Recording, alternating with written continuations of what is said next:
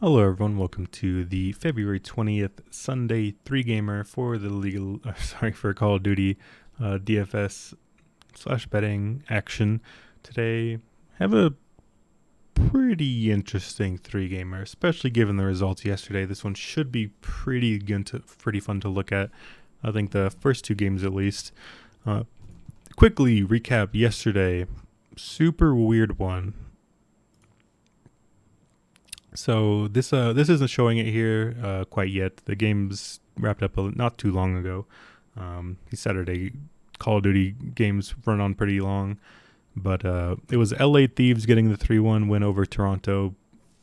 And you guys are probably thinking to yourself, "Yep, that would be a 4 straight sweep of defeats in terms of who I picked to win." That's 4 underdogs. All 4 underdogs that got the job done.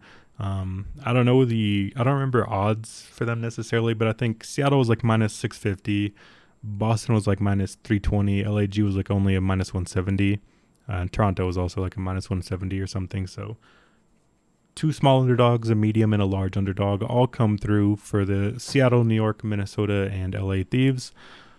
I think this is kind of what I've been preaching nonstop with how random it feels in this Call of Duty at the moment.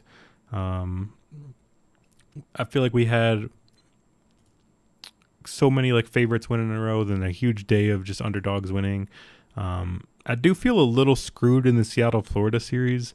I don't know if you guys were watch the games and stuff, but the first game was going Seattle's way. It was pretty back and forth. It was close, but Seattle was actually doing pretty well individually. And then one of the Florida players, Vivid, had disconnected from the game. He ended up rejoining, but it was about 30 seconds of gameplay where he wasn't playing. So Seattle got the win, and it was about 250 to 240. So it was a super close game. You probably could have made the argument that had Vivid been playing the whole time, then Florida probably get the map win. I think that is a fair argument considering the score was so close and the fact they were down a player for about 30 seconds, which is about 30 points of playtime. So it makes sense, but they ended up replaying the whole map, and then Florida got the win like just kind of straight up on the replay, and then all the Seattle players' scores went down. Sib went from like a 40 kills, 30 deaths game, which would have been like what, I don't know, 35 DK points or something. Like he would have had a great game 1, and then he just couldn't regain focus after that. He was completely lost. Seattle looked completely lost after the reset and all that stuff. So it was just a super bad series from them. The Boston New York series kind of went as I expected, and I feel like the what I'm about to say applies for the New York versus Boston and the Minnesota versus LAG. The reason we wanted to play the Boston and LAG players is because the New York and Minnesota players are typically bad in the respawn game modes, which is where you make your hay in Call of Duty DFS. You're not necessarily like outside of the team slot. The team slot you want your series to win, or your team to win the series. But for the players, it doesn't necessarily mean that much. We can check the scores for these. As you guys can see in the Boston series, like Hydra did well, but like Capsidol, TJ Halley, Methods, they all put up decent scores still, despite losing the series. And the same could be said in the LAG side. I mean, these aren't looking as great, but you have to remember like how cheap these players were. Like Methods, TJ Halley, Gunless, Slasher, ASIM, they were all pretty cheap. Like ASIM's putting up crazy numbers at the moment. His engagement rate is kind of crazy. So like when you keep that in mind, like picking winners and stuff does matter. But it all comes down to DFS scores and stuff. So I was in I had a super unique situation where I wasn't home. I was kind of out all day. I was busy doing stuff pretty much all day. And I returned home and checked the scores for these games. And I saw that all of my teams lost. I believe the LA Thieves and Toronto series was going on at the time. But I was like, man, all of my teams lost. This is just a lost day.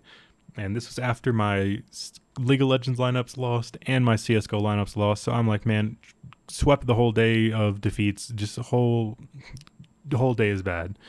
But then I checked my DraftKings lineups and they were still doing fine, which was crazy.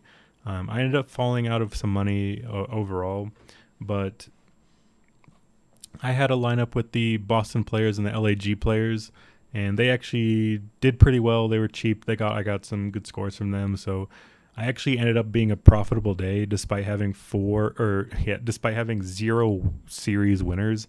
I picked all 4 losing teams and I made lineups with them, and I still made money. So I guess sometimes those things can go your way. If we look at the kill death ratios for the day, it was a pretty weird day. Like Awakening and Dave Patty put up some crazy, some good numbers there. Those are probably the only 2 players you kind of needed. Hydra put up some good numbers, but Boston players were fine because they were cheap. Again, for the Minnesota LA team, Minnesota, these aren't great considering that they were pretty expensive as well. LAG's is kind of the same. Gunless did pretty good. Hook did pretty good. He was super expensive.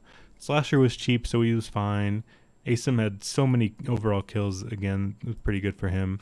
Then there was almost no fantasy goodness in this LA Thieves Toronto series, so we got kind of fortunate there that this one series we left off was the worst one. So I guess that's how the things break occasionally, and we got some things to go our way there. So we'll try to get back on track and pick some winning teams this time, but hopefully more so focus on the players. Did end up cashing again the Call of Duty lineups yesterday, so hopefully we can do that again today. Pretty interesting slate, I think, overall. When we look at the first 2 series, this third series, New York, Atlanta, it's going to be pretty disgusting. I'll be honest, this one could get real ugly. Although I've been somebody who's against Atlanta for most of the time, most of the games, I feel like they're still pretty overrated overall. I still feel like New York had a crazy one-off series where they actually managed to get the job done in a respawn. The main thing again here is New York, the way they won that series is they won the 2 search and destroys and then I believe 1 hardpoint. Maybe it was a control, I don't remember, but the point being is that New York won it through the game modes that don't matter that much for DFS. So if Atlanta do well in the respawn game modes, then they should do well DFS-wise. I think this is going to be extremely one-sided. I expect maybe it goes 3-1, maybe it's 3-0, but either way, I think Atlanta should have some good scores and good upside, especially a player like Celium, who's had crazy numbers so far this year. He's going to be super popular. They're going to be huge favorites. Maybe I should pull the odds up for these games. So, we could see Atlanta FaZe minus 750, New York plus 425. Pretty expected. I think this should be one-sided towards the FaZe guys, but as we've seen so far this year in Call of Duty, a lot of randomness is happening. Hydra is super cheap. That's probably one of the rare things you'll ever see from Hydra is a $7,600 price tag. We check how he's been doing. He's at 8,400. He had this really good series against LA, and then I don't think his score from yesterday is on here. But if we do quick maths of what he's looking at, so we know every kill is worth 2 points. So he's at 232. Every death is worth -1, so 232 minus 96, that's 128. So he's at a 128 DraftKings score. That's before you take into account all the hardpoint hill time he got. I feel like that's on average maybe 10 to 15 to 20, depends on the role.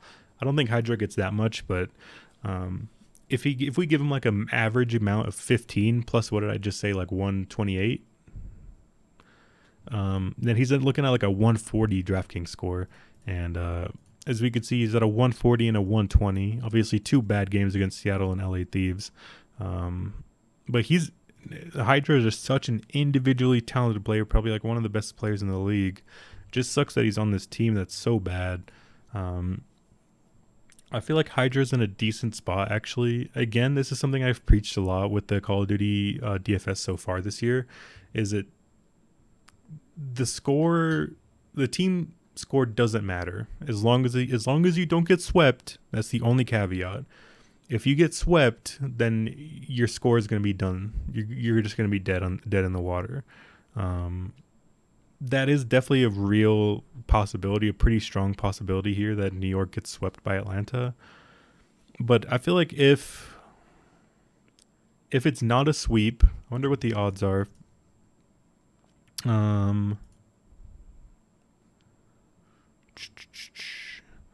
So phase 3-0 is plus 169, but minus 2.5 is plus 170. So it's looking like the odds that New York win a map is minus 225 at the moment. So based off of those odds, at least, it feels like if Hydra can get 4 maps, he can get there. He's super cheap. You're rarely going to get a player of his caliber this cheap. Maybe he could be a unique way to get a unique way to get unique. I don't know what I'm saying, but you guys get the point. That's a good way to be a unique lineup and a unique option. Is like if you go with like the Optic Boys and then I don't know, Seattle or something, and then you just do like a one-off of Hydra. I feel like that's pretty normal. Like that could be a pretty good option. He does, like, if he gets 100 at this price tag, which is definitely a possibility, like I've said, you're gonna be pretty happy with that. I feel like if you have all your players getting like 100 at least, you're probably chilling. The difference between like a great night and a okay night and like a good night is like not that much. Like if you get a player scoring 130, you're feeling pretty good. 115 is like okay, and anything over 100 is like acceptable. So 7600 Hydra, pretty good option, but again, all the Atlanta guys are just going to be so popular, and deservedly so. I think the talent disparity from this series is pretty high. And one thing I want to check here, so I've been picking against New York consistently. It's been working out pretty well. And the thing here is they got swept by Seattle. Seattle's a good team. That's fine. LAG's like a middling team, so that's not that great. LA Thieves are a decent team. They're probably on the upper end. And then Boston here, like they've played against they haven't played any other, I guess they had played an elite team in Seattle. Let's check. I feel like this New York-Seattle series is the most accurate depiction of what should happen. Matches, hopefully it's in this match history. Yeah, it is. So I feel like this is a pretty accurate description of kind of what could and should happen. I'd argue that even New York is worse than they are now, or is worse than they are when this happened. And I feel like this could easily happen. Like if you see like Simp plus 20, Celium plus 12, I could definitely see a BZ and our city's doing much like better than -2, -3, but like I could see all 4 phase members being like a plus 10 in a sweep. That's definitely a possibility.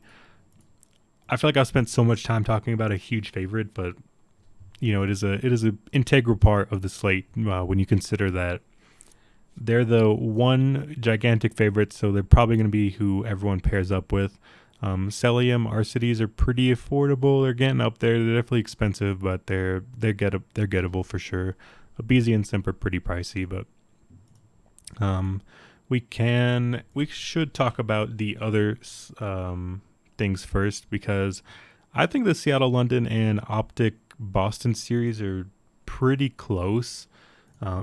These odds seem a little weird to me. I get the Seattle London odds; those seem pretty right. I would say more so the Boston Optic stuff. Maybe I'm just, I don't know, kind of a hater. Maybe I'm just not seeing it there with the Texas boys. But Optic Texas, it feels like it's been 2 different teams so far. Like the week 1 team looked pretty bad. But losing to London isn't that big of a deal because London's turned out to be pretty good. Minnesota's middling, but they have that upside to win as well. They got the 3 over Paris, kind of expected. But they got the 3 over Toronto. And this is kind of where my hot takes or maybe delusions, you could say, kind of come into play. I feel like this was a lot more of Toronto being completely discombobulated, not looking good, and Toronto have not. Now it's 2 days in a row, the 18th and the 19th. Toronto lost. As you guys have heard me say, Toronto and Seattle are probably the 1 and 2 teams. It's definitely looking like FaZe is kind of back on top. These things do change pretty quickly, but I think the point still stands where. I don't know. I just feel like we're maybe giving Optic a little bit too much credit too quick because the expectations were high in the start. So let me frame it this way. We expected Optic to be a super strong team. They combined the 2 best elements of 2 good teams last year. We had Shotzi and Illy come over from Dallas, team up with Dashy and Scump from Optic. So we take like two good halves of 2 good teams and combine it into what we think is going to be a super team, essentially. They come out week 1. They're up 2-0 versus London, get reverse swept. They're up 2-0 versus Minnesota, get reverse swept. We're thinking, man, this is not looking good for them. They're gonna need some time to gel. They get the 3 over Paris. Paris is really bad, so it's kind of fine. But then they get the 3 over Toronto. So now that's 2 straight sweeps for Optic. And we're thinking, man, this is the team that we expected. This is the team that we were thinking was going to happen when we put together this super team. And I just don't want to. I'm just not buying it quite yet. I think they're definitely the better team. They're deserved favorite. That much, though, I don't know. And again, kind of what I said earlier. The Boston players are so cheap. Man, Methods and TJ Halley and even Capsidol is so cheap. And I think they have the upside to do well in even in like a 4-game defeat. At that price tag, you're not asking for a lot. And I think this is something that people are that are missing overall with Call of Duty DFS. Sorry, I'm kind of all over the place, but it seems like maybe a good time to talk about it as a whole. People just don't want to play the underdogs, and they don't want to play like one-offs. I feel like people are kind of playing this too much like League of Legends DFS. And if you guys know how League of Legends DFS works, it's pretty much the same thing. It's just, you get points for kills, you get points for assists, you lose points on deaths. But the way League of Legends dictates itself is where if you're winning, you're going to have more kills than the opponents, like 99% of the time, maybe. Like the amount of times that you win a League of Legends game with more deaths than kills is like insanely low. Like I said, like 1%. So people do these like these League of Legends style stacks in CSGO. I still think like stacking all that stuff is good. I think that is pretty optimal. But my point is that people are kind of forgetting that this Call of Duty DFS stuff is individual player based. Again, you take this LA Thieves Toronto series. LA Thieves got the win 3-1, but you don't get any bonuses for winning. Obviously, it is a lot easier to do well when you're winning. I'm not arguing that. I think that's fair and obvious. But we look at the overall team KDs. We see Cammy even, Vance plus 11, Kleenex minus 5, Insight minus 3. So the team kill death ratio of Toronto was plus 3. They actually won. They got more kills than deaths, despite losing the series 1-3. That's obviously pretty heavily dictated by the super dominant hardpoint they had to start the series. But the point still stands. Like, Bance would have been a great player, a great one-off yesterday. He was super cheap. I want to say he was like 7.4K or something. Like, he was like one of the cheapest players on the slate. He had a huge 108 points. What is that? 216 minus 97.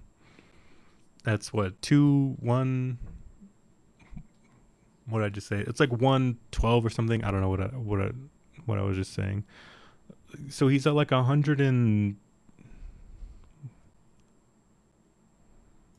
I just like my brain just exploded. So the point is like Bance had like 120 points or something at 7K, and he was a great one-off option if you went there. I think there's a lot of building opportunity in Call of Duty for MME, multi-entering. I don't like doing that personally, but I feel like there's a lot of upside in there in that realm at the moment, because people I feel like are building too normal, if that makes sense. Like we can bring up some more series as a whole. Winning does matter, but it's not everything. The players' individual performances matter more. I think that's kind of the summarization that I'm trying to get at. ASIM, pretty big numbers. Attach, Standy. Like, there's a lot of players from these series who are doing well. Like Hydra, my example from earlier. Like, Hydra did well because he's a great individual player. Caps it all, TJ Halley, Methods, they all scored well because they're good. They're decent individual players. So, this long-winded point is that sometimes we get a little too carried up in Call of Duty about winning and odds and that kind of stuff, when it should more so matter about the player. Like when we look at NFL DFS, where it obviously does matter because like a winning team is going to run the ball more, so the winning team's running backs are going to see the ball more, get more yards, more opportunities for touchdowns. Yes, that makes sense. But at the end of the day, if the Lions lose 7-44, but Amon-Ra St. Brown has 11 catches for 150 yards and 2 touchdowns, he nukes the slate. He has like 40 DraftKings points or something. Does it matter that his team won? No, because it's an individual DFS thing.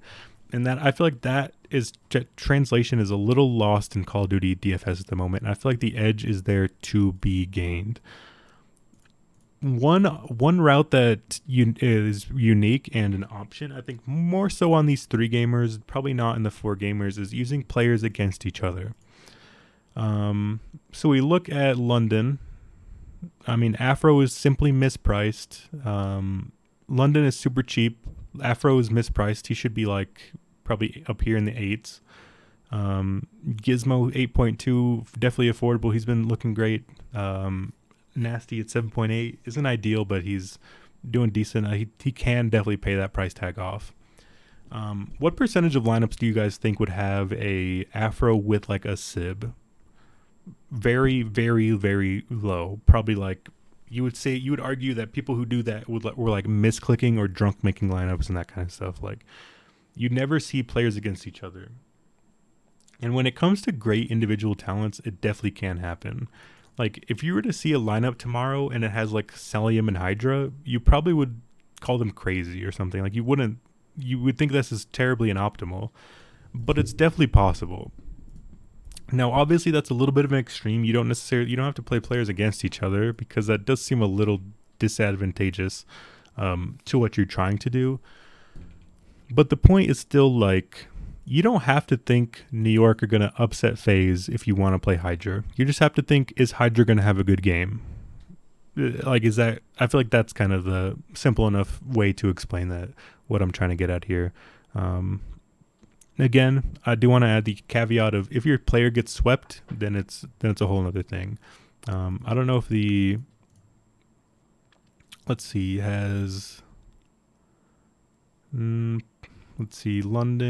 London hasn't been swept. Have any of these teams been swept? Yeah, New York has. So we'll look at like Hydra. The first series, he had 80 points in a getting swept defeat by Seattle. We can look at how Seattle did in that very same series. Mac got 100.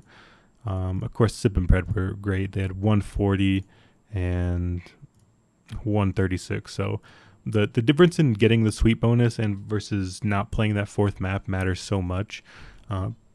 If you can have your players play maps 1, 2, 3, and 4, then they're in contention.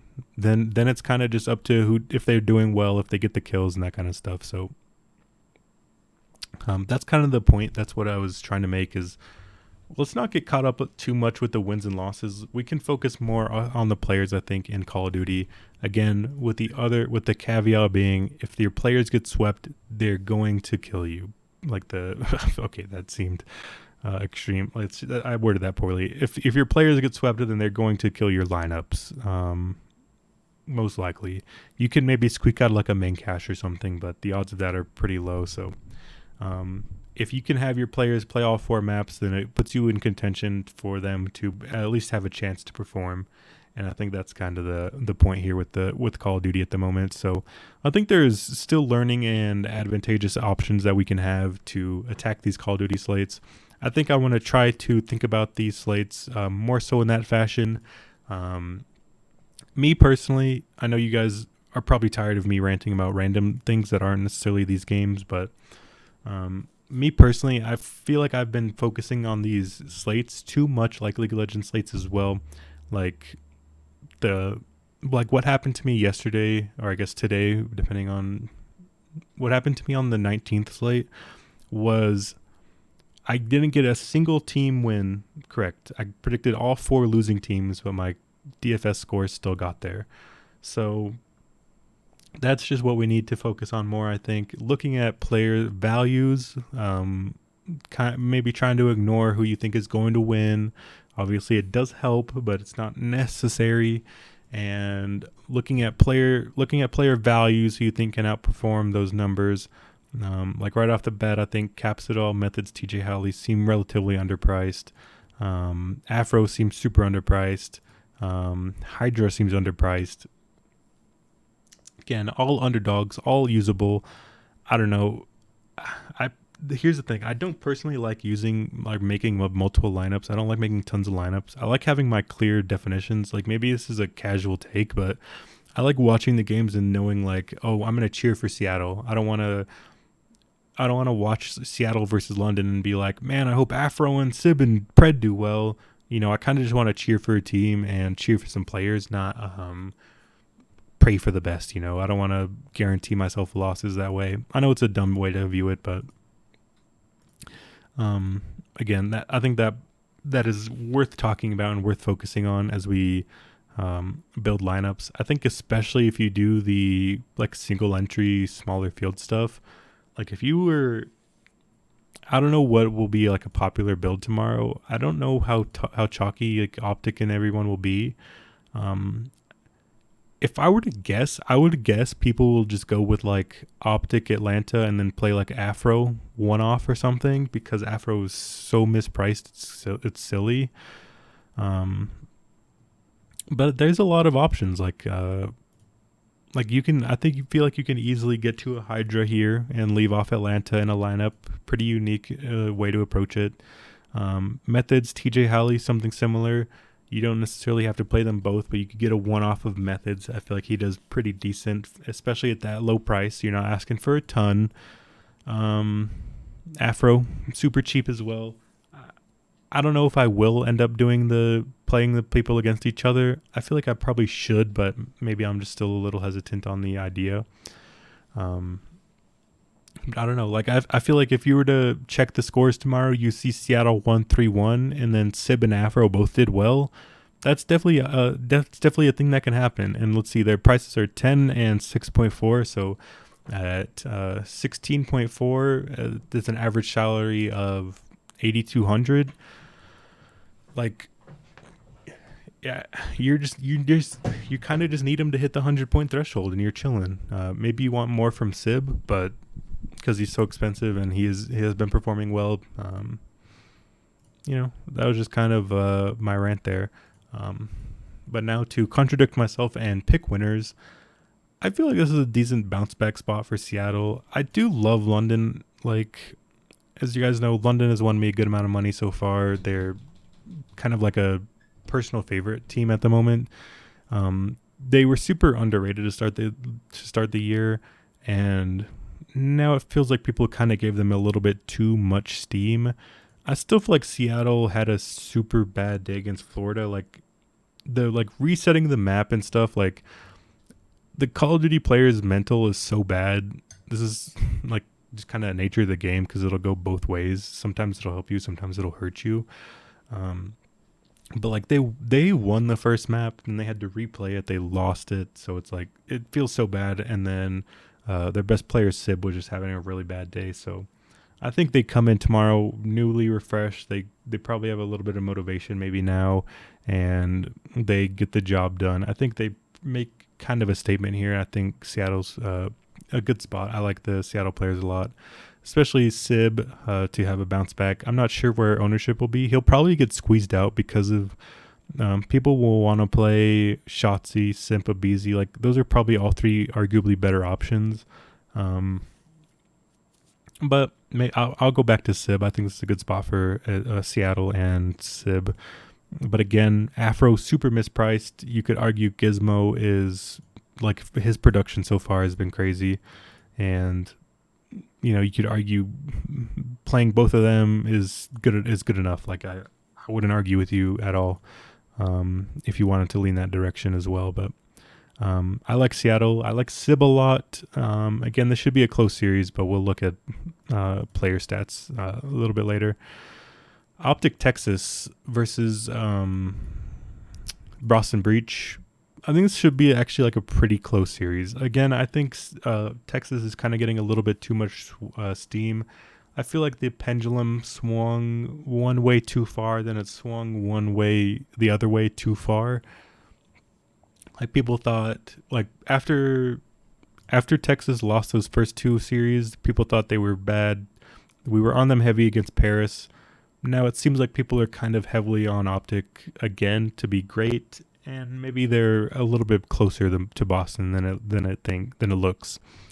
We'll look at player stuff, but I think pretty much like there's so many players that are usable in this series. I feel like everyone except for Nero, and probably I wouldn't get to Scump. I don't think at that price, but I think Shotzi, Dashy, Illy, Capsidol, Methods, TJ Halley, all usable. I think it'll come down to who has like the better day almost. So yeah.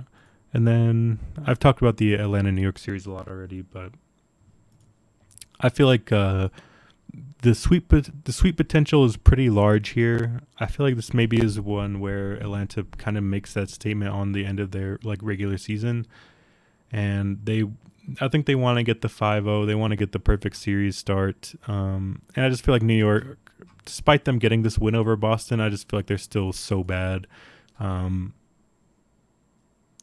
The Hydra being so cheap, his upside at this price is pretty intriguing. But I don't know if I'm going to get there. I kind of just want to jam in the Atlanta guys. I just feel like this is going to be a great spot for them. I'd imagine they'll all be pretty popular. I think Celium will be the singular most popular player on the slate. But I think with good reason. And I plan on getting a good amount of Atlanta players in my lineups. And I like the idea of maybe going super heavy and weird with them, like just slapping in like this sort of build.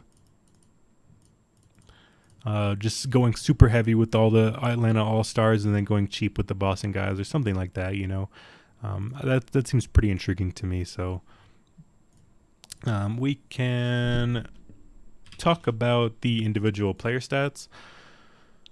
We'll go team by team. That way we can just have all that information, because like I said, we want to talk about players. We don't want to talk about teams. We want to talk about player stats. The player stats get points, more so. The team slots are arguably indistinguishable. Like it seems pretty random at the moment.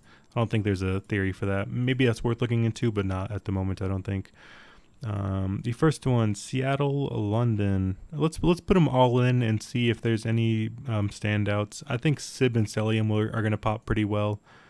Maybe Gizmo is looking great. Texas, Boston, Atlanta, New York. That is 6 teams. So yeah, Celium seems to be a cut above the rest. Then we have Sib and Gizmo in the second and third slot. Then we have like Shotzi, Afro, BZ, Capsidol. So like we have a lot of decent middling like players here. Hydra's feels a little deceiving. I feel like he's a super elite talent, although his team is really bad, so it's gonna look a lot worse.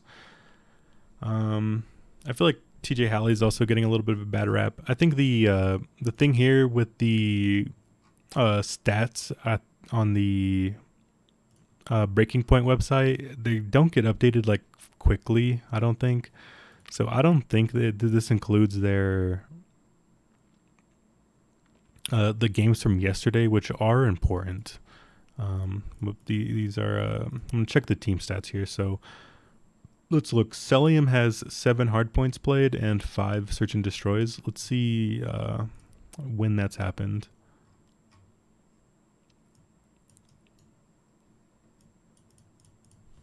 Whoops.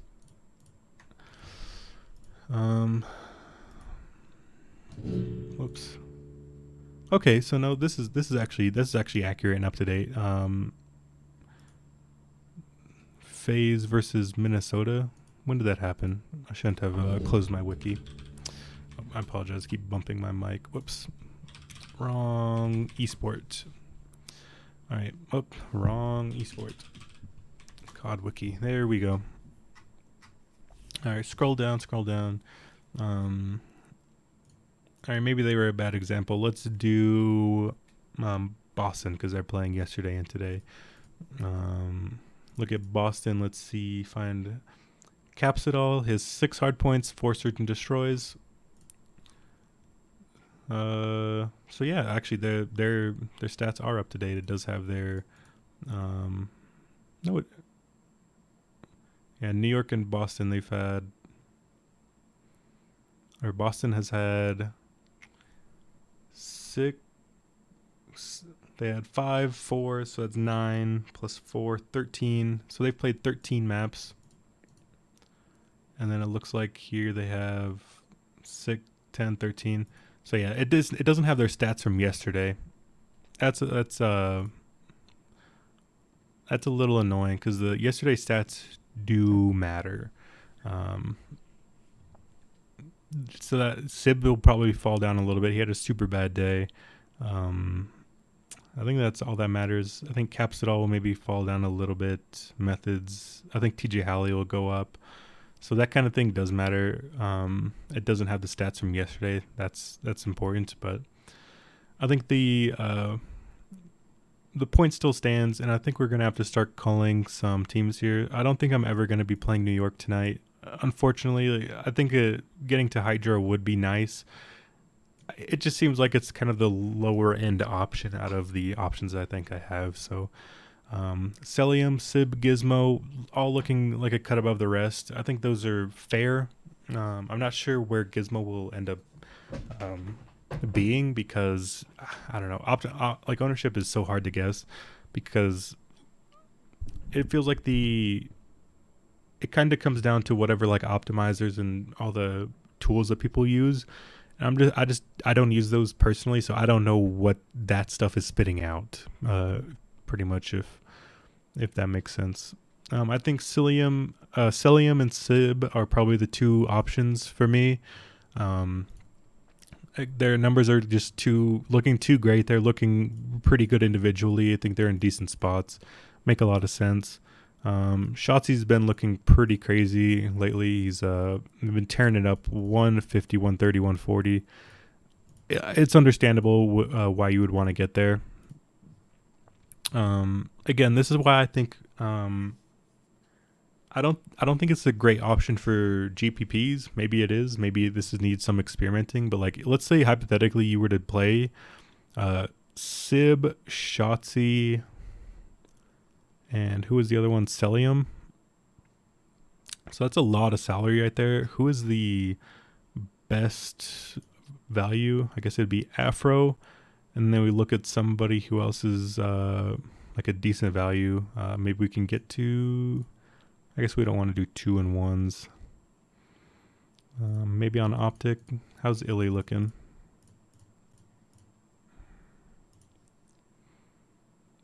So Illy's been picking it up. I feel like this is still a little outdated. I feel like Illy's stats are a little bit better. I'm gonna have to find a better stat provider because Breaking Point seems a little bit of a letdown so far. But if we were to go with Illy, then we have enough money for whatever team slot. So like you have Afro and Sib going against each other, but they definitely can both get there. And then you still have three great players. I think arguably the three best players on the slate: Sib, Shotzi, Celium. It's not great to have Illy there. Maybe you can. Let's see. So for team slots, I'm again leaning Seattle. Probably either of these teams are probably fine, and FaZe. Sorry, I'm a little all over the place here, but there's just so much like information I want to get out. I don't know how to do it. So far with Optic, they haven't looked great in these search and destroys. They're 3-3. They're making their hay in the hardpoint and control, the respawn modes. That's pretty good for DFS purposes. They are 7-3 in respawns, so that definitely does matter. We look at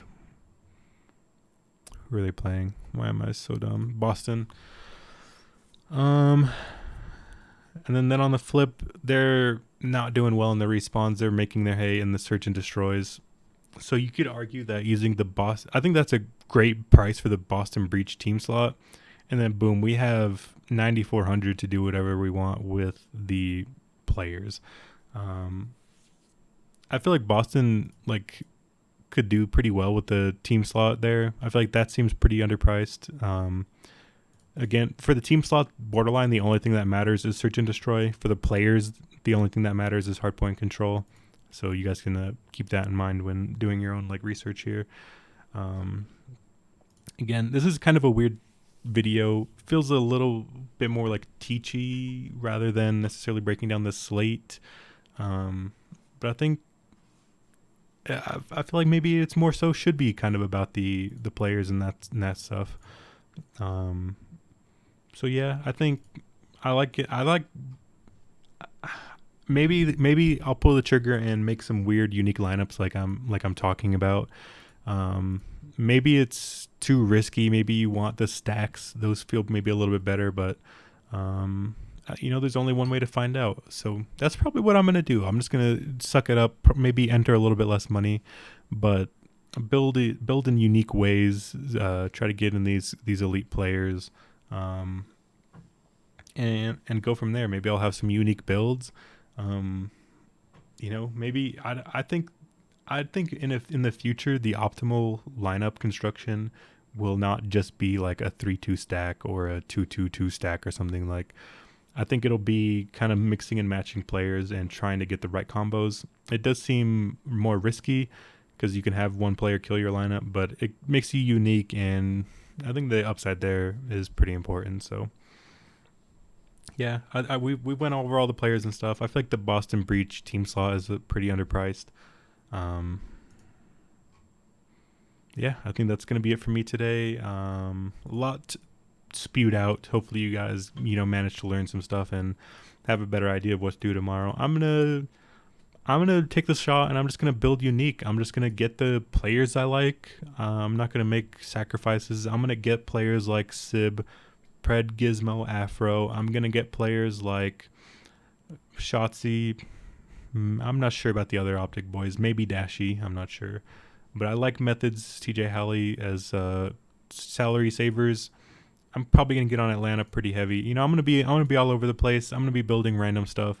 I'm going to see how it goes. There's only one way to find out, and I think there's unexplored potential there. So that's what I'm going to take my shots with. Feel free to do that as well. Maybe you guys want to build normal. Feel free. It's obviously been working out well for a lot of people, especially including myself. Granted, I have, made out like a bandit so far this year in Call of Duty building normally. So, but it feels right. It feels right to switch it up. So that'll be it for me today. Best of luck to you guys with the Call of Duty tomorrow. Again, no Call of Duty for the rest of the week. We start again on next Friday. So I'll see you guys then.